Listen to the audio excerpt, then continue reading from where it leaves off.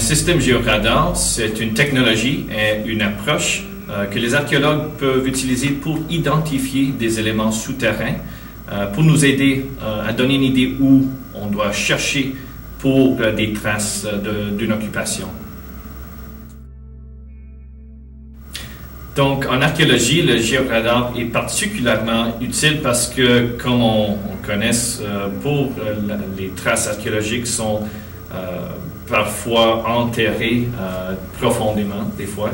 Le radar nous donne l'habilité de voir qu'est-ce qu'il y a en dessous de la terre pour nous aider à donner une idée de la localité où on peut fouiller. Donc, grâce au géoradar, on peut identifier des changements dans la densité de la Terre.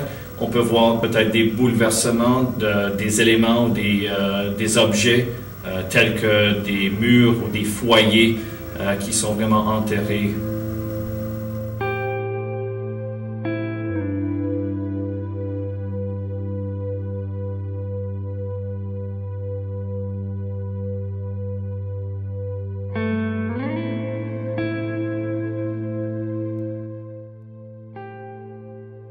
Donc, avec le géoradar, on commence par, premièrement, encadrer notre site et après ça, on identifie peut-être des zones avec plus d'intérêt, telles que des zones déjà fouillées.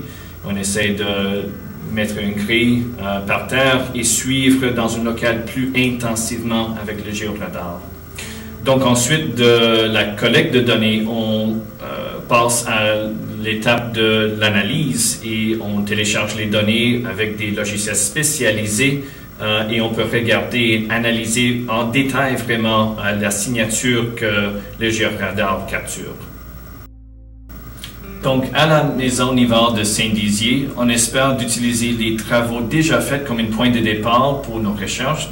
Donc, à partir du géoradar qu'on utilise aujourd'hui, on espère d'identifier d'autres éléments, d'autres preuves d'occupation, tels que les campements autochtones.